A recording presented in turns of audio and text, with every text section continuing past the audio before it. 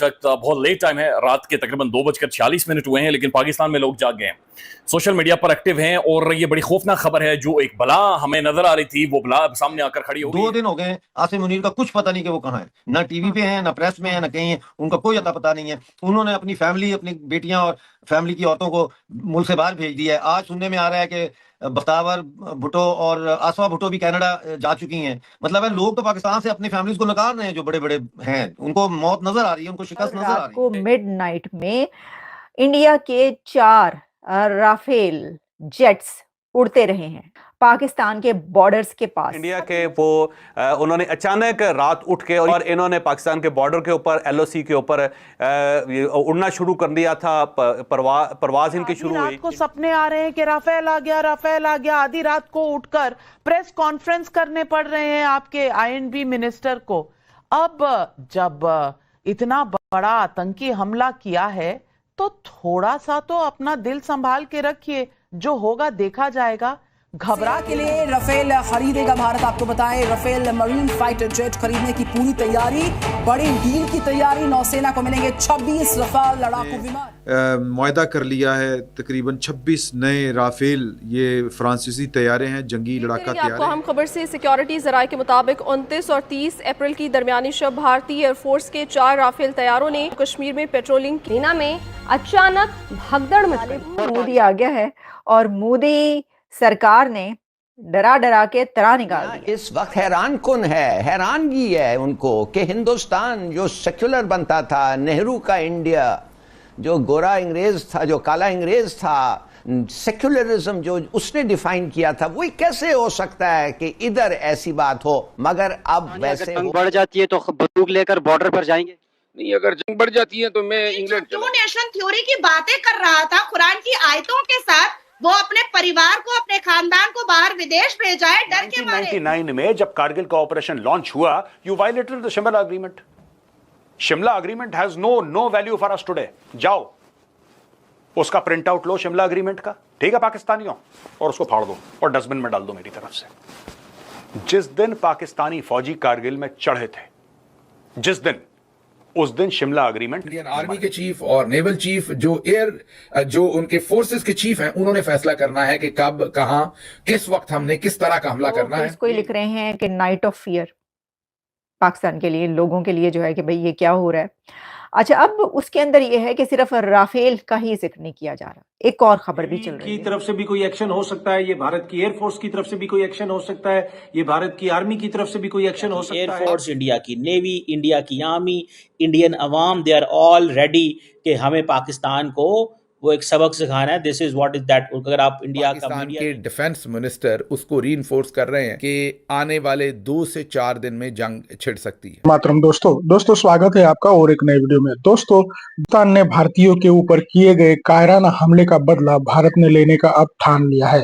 दोस्तों, इसी तैयारी की बदौलत भारत ने अपने राफेल जेट POK की बॉर्डर पे स्क्रैम्बल किए। दोस्तों, इनकी दहाड़ सुनकर पाकिस्तानियों को की रातों की नींद उड़ गई। दोस्तों, पाकिस्तानी इंफॉर्मेशन मिनिस्टर को आके प्रेस कॉन्फ्रेंस लेनी पड़ी।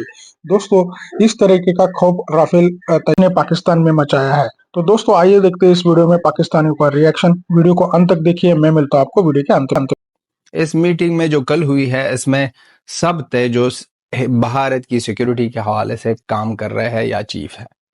इसमें डिफेंस मिनिस्टर से लेकर chief of defence staff, navy chief, इसी तरह आर्मी चीफ और एयरफोर्स चीफ, ये सब वहां पर थे। और ये मीटिंग में नरेंद्र मोदी जी ने कह दिया कि हमारे तरफ से ग्रीन सिग्नल है और याद दिला दे और औकात दिला दे कि ये वार में हम किस तरह बदला लेंगे। ये वार है भाई साहब, ये और कुछ भी नहीं है। स्टार्ट हमेशा से जब हुई है पाकिस्तान की तरफ से हुई है और इसी तरह जवाब जो मिला है करार। और आखिरी रिजल्ट क्या है भाई साहब, हर एक वार ये लोग हार गए हैं, हर एक वार ये लोग हार गए हैं। जैसे 47 में जब वार हो गई, जिसको ये लोग या हम हिस्ट्री में लिखा जाता है कि ये फर्स्ट वार ऑफ कश्मीर, वो वहां पर हार गए। फिर 65 में फिर दूसरा वार ऑफ कश्मीर, वो भी हार गए।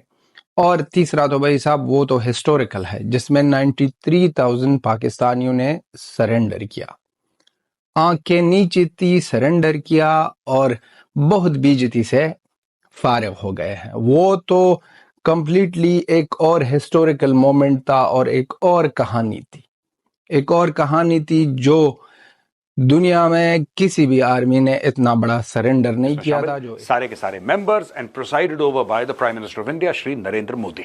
उन्होंने बोला सबसे पहले भारत इंडस वाटर ट्रीटी को अबेयंस में रखता है, यानी कि भारत इंडस वाटर ट्रीटी के जो भी शराइत हैं, जो भी शर्तें हैं उसकी अब भारत नहीं मानेगा। पाकिस्तान में खलबली हो गई और इसके रिएक्शंस भी आए हैं। रिएक्शंस मैं बाद में डिस्कस करूंगा दोस्तों, फिर मैं आपको बताऊंगा कि और क्या होने वाला है। जो मेरी थोड़ी बहुत इंफॉर्मेशन है उसको भी मैं आपके साथ शेयर करूंगा। दोस्तों सबसे पहले बोला कि इंडस वाटर ट्रीटी जो है इसको करो बंद करो फिलहाल के लिए, जब तक पाकिस्तान अपनी औकात में ना आए, अच्छी वाली औकात में, जब तक पाकिस्तान पूरा गुरेज न करे आतंक से, तब तक पाकिस्तान में पानी नहीं जाएगा। अब भारत क्या करेगा? भारत डैम बनाएगा दोस्तों, भारत पानी डाइवर्ट करेगा और पाकिस्तान में सूखा होगा, पाकिस्तान में सूखा होगा। पाकिस्तान अभी देखिए समर्स धीरे धीरे धीरे चढ़ रहे हैं, 40 डिग्री टेम्परेचर क्रॉस कर गया है और पाकिस्तान में कई जगह ये जो टेम्परेचर है दोस्तों ये 50 डिग्री पार भी करता है। भारत में भी करता है, पाकिस्तान में भी करता है। वहां पे खेती कैसे होगी? अब देखिए साहब, पहली चीज, पहला वार इंडस वाटर ट्रीटी, दूसरा वार बोला कि अटारी वाघा में जो परेड चलती है या इसके थ्रू आवागमन होता है सब बंद करो, खत्म करो। ये दोस्तों ये परेड मुझे पहले भी पसंद नहीं थी, ये जो परेड है आई नेवर लाइक्ड इट। ये शोबाजी, सामने पाकिस्तानी हैं, यहाँ पे इंडियंस हैं, नाच गाना चल रहा है, I was never in favour. अच्छा हुआ बंद हो गई परेड, मैं तो कह रहा हूँ उसको परमानेंटली बंद करो, कहानी खत्म करो। कल बताया था कि मिडनाइट 2 बजे पाकिस्तान के इंफो मिनिस्टर अता तारड़ साहब ने एक प्रेस कॉन्फ्रेंस की थी और 2 बजे रात को, आधी रात को जब वो प्रेसर की गई तो सब हैरान और परेशान रह गए, एक पैनिक क्रिएट हुआ और जो सो रहे थे वो उठ के बैठ गए जब उनको बताया गया जी प्रेस कॉन्फ्रेंस हो रही है।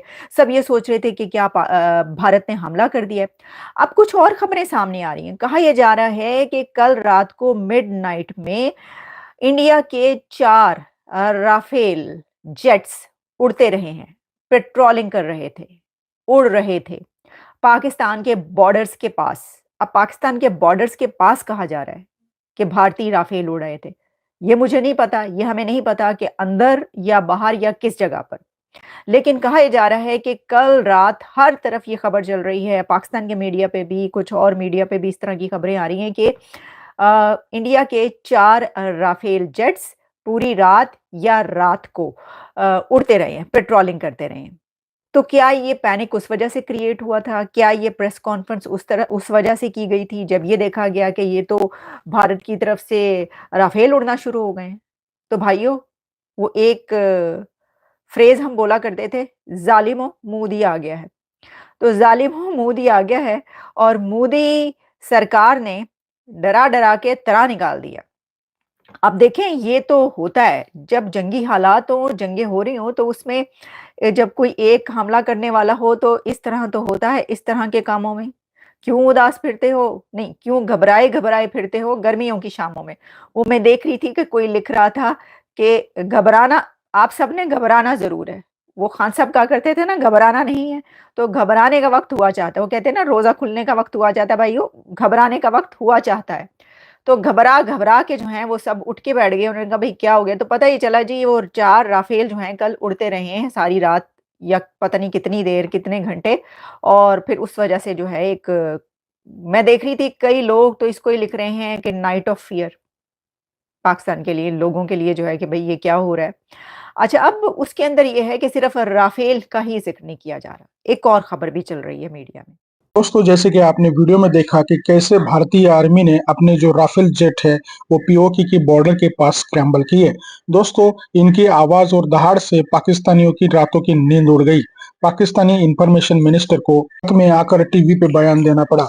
इस डर से पाकिस्तानी जो आवाम है पूरी रात भर जागती रही और कोई भी नींद नहीं ले पाया। दोस्तों इस तरीके का खौफ राफेल जेट्स का पाकिस्तान में है। दोस्तों भारतीय जो तैयारी है वो बहुत ही टॉप नॉच है और भारत के पास जो टेक्नोलॉजी है और भारत का जो मिलिट्री माइट है वो पाकिस्तान से बहुत ज्यादा स्ट्रॉन्गर है। और दोस्तों जैसे कि आप सभी को पता है कि पाकिस्तान की जो आर्थिक अवस्था है वो बहुत ही खस्ता है और पाकिस्तान बार बार IMF की तरफ अपना कटोरा फैलाता है और बिलियन डॉलर्स की भीख मांगता रहता है। और इस कंडीशन में पाकिस्तान ये युद्ध कैसे लड़ेगा इसकी चिंता पाकिस्तानी आवाम को सता रही है।